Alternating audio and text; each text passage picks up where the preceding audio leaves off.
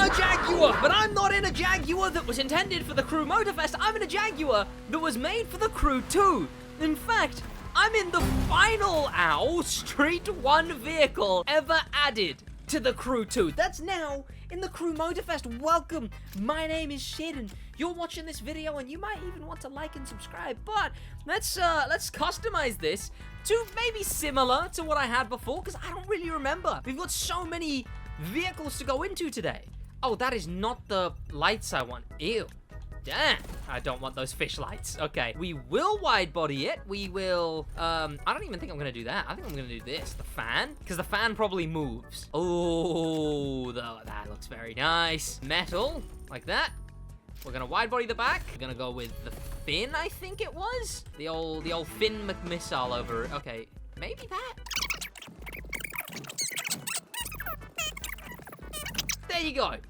This is the Jag. This is the Jaguar that they added to the Crew Motorfest. Yes, and it's only one of many cars. We got Jaguars, we got Maseratis, and we got Summit cars. And I'm going to be going into every single one of those here today in this video. Okay. It would be nice if they went back, right? It would be nice if they went backwards and added stuff, right? So, like, hear me out. This Jaguar, put it somewhere in the Vintage Garage playlist. Or I guess do a Vintage Garage 2, but look, I don't want to have to waste. Actually, no, Vintage Garage was a good playlist. I can vouch for Vintage Garage. You know, do a Vintage Garage 2. Do a Future Garage. Oh, wait, I guess that's just Supercar Blondie's concept cars. And I didn't enjoy that one bit. We can keep Supercar Blondie away. Next car. See, this isn't the last street car added to the Crew 2. It's a joint last street car. Although it's the last that's going to be in Street 1, the last street car that ended up in Street 2, Jaguar XE SV, which, interestingly, has customization on it. Look at this. We can actually do stuff to this car. Like darken the lights or other stuff that we can do to it. To this racing version of a Jaguar. Apparently, it's the fastest sedan round the Nürburgring? Am I wrong? Is that what it was? Please, tell me I got that right. That's a big ugly spoiler. I'm putting it on. And we'll give it the little stained exhaust. There we go. With the dim lights, color. We're gonna go. What did I even do in the Crew 2 to this thing? I mean, the white looks nice. Whoa, I don't remember what I did in the Crew 2, but white looks nice. There we go. Oh, wait, is it wide-bodied? I assume it's wide-bodied by stock. Wait. Did it have a wide body on that I've only put on the back and not on the front? Have I done something wrong there? No, there's no wide body there. There's no wide body there. Is it actually a car that's wide-bodied in the back by default? Jaguar made a car that's wide-bodied on the rear only. It also sounds very nice. Hang on.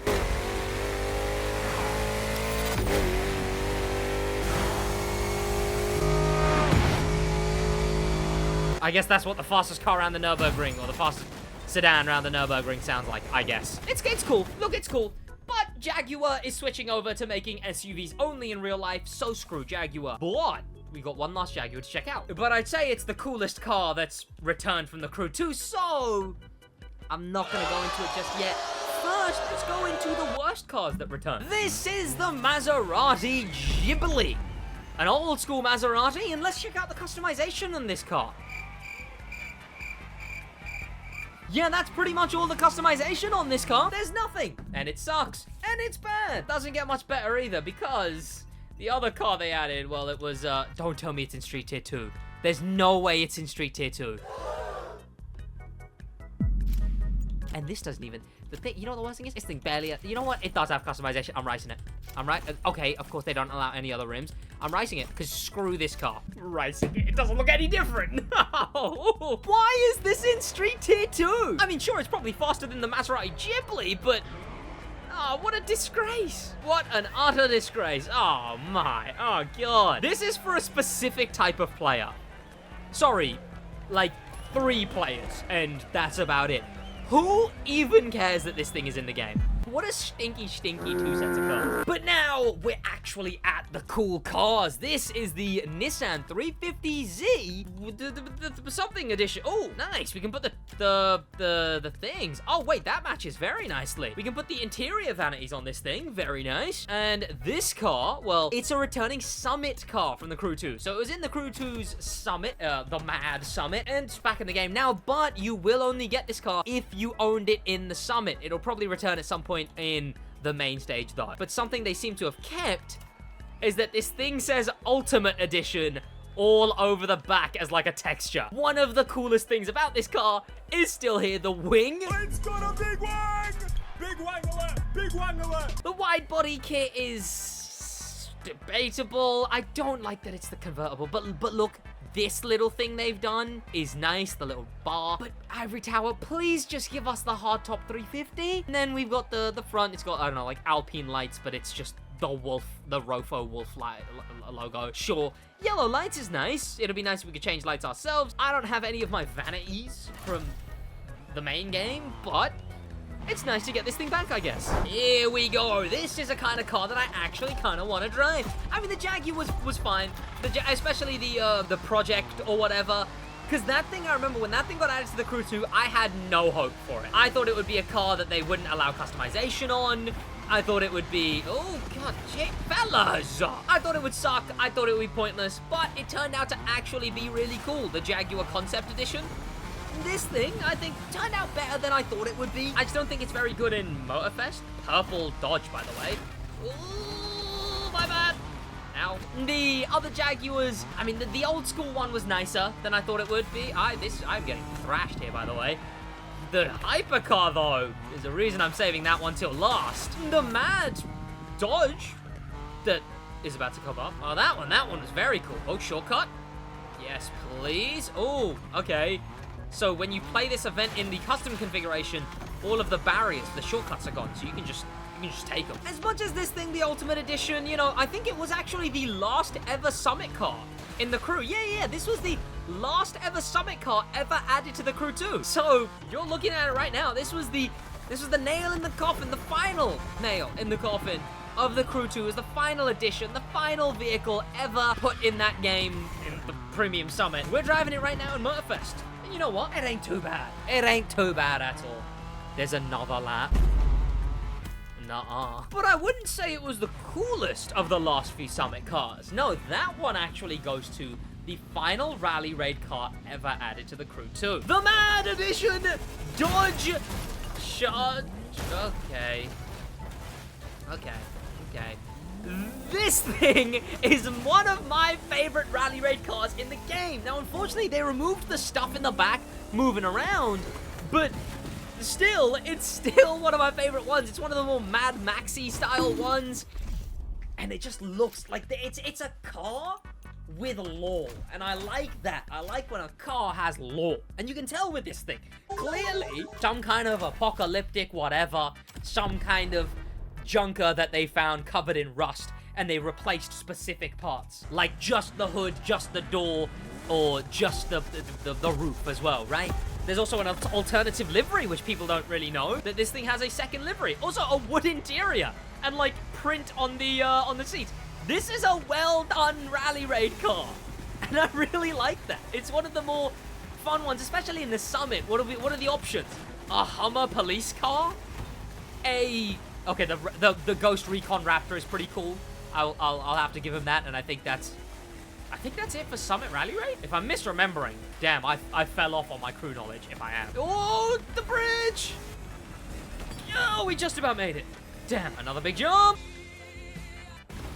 Nice. Here's what I'm thinking. It doesn't even end here, because we're actually in the perfect roads to drive around the last ever rally cross car ever added to the Crew 2. This one was actually the final hobbies as well, because they started adding the weird mad skills to hobbies, and well, this was part of that. Oh god, sliding wide. Sliding wide again. Kara, shut up. You know where to find me, driver. No, I don't want to find you. This thing sounds nice as well here in Motorfest.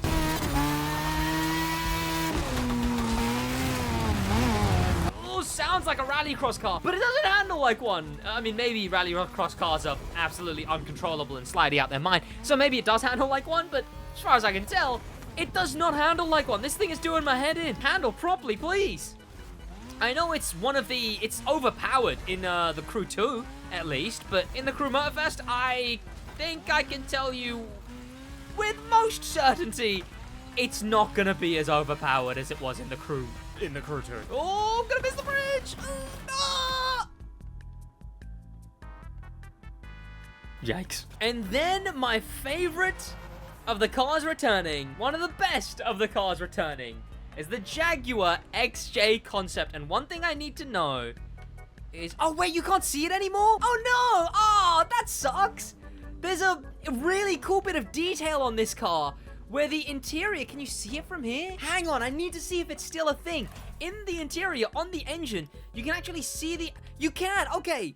So you can still see that moves, right? Look at the whole engine. The whole engine actually reacts to when you accelerate. Look at that over there, too.